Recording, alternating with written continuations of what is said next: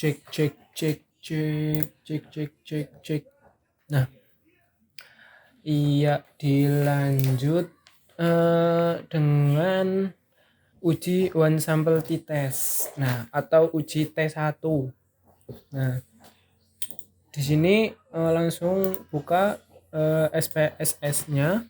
Kemudian seperti biasa ke variable view. Terus kita buat nama data saja.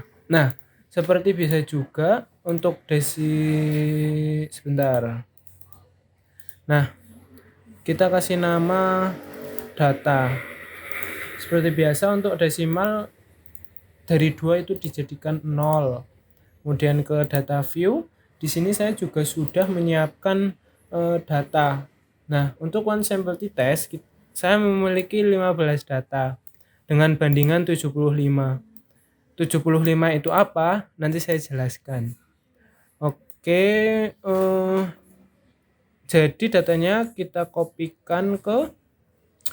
masukkan ke SPSS-nya.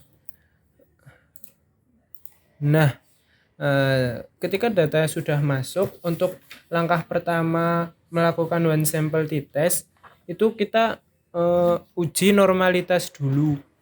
Data ini normal atau tidak. Ketika data kita normal, kita akan melanjutkan ke uji one sample t-test. Nah, jika tidak normal, berarti ya pasti untuk uji one sample t-test juga gagal. Nah, terus masuk ke untuk uji normalitas, masuk ke analyze, terus ke descriptive statistik, kemudian explore. Nah, di sini datanya kita masukkan ke dependent list, kemudian ke option ke plots, normality plots with test checklist, kemudian continue, terus oke. Nah, di sini kita cek test of normality-nya kita mempunyai sig 0,2. Kembali ke rumus awal, ketika kita mempunyai sig lebih dari 0,05 berarti data yang kita miliki normal. Nah, kemudian berarti kita lanjut ke one sample t-test. Untuk one sample t-test itu klik analyze lagi, terus ke compare means, sebentar, ke analyze, terus compare means, terus ke one sample t-test. Kita buka. Lah, di sini datanya masukkan ke variabel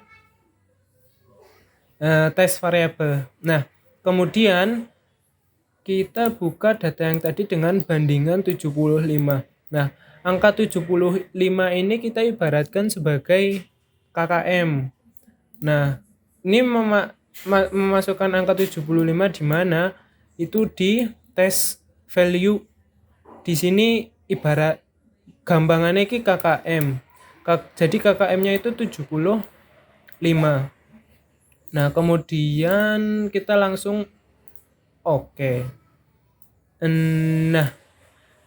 Nah, di sini on sample statistik, jadi cara bacanya itu N15 ini menunjukkan jumlah data yang saya miliki. Jadi 15 data.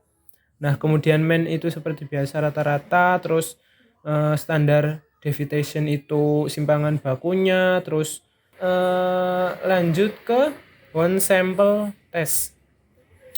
Jadi di sini langsung saja lihat sig dari one sample testnya. Nah, rumus dari one sample t-test itu kita buat data H0 itu nilai rata-rata sama dengan sama dengan KKM, sama dengan nilai 75.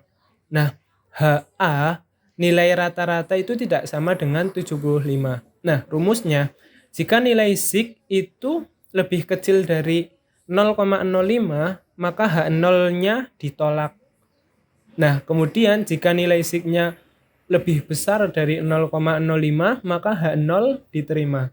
Nah, sig yang saya miliki ini adalah 0,01. berarti lebih kecil dari 0,05. Nah, jadi kesimpulannya itu H0 ditolak dan HA diterima.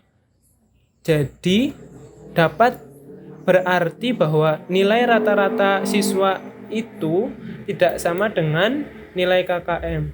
Nilai rata-rata siswa itu tidak sama dengan nilai 75. Jadi seperti itu.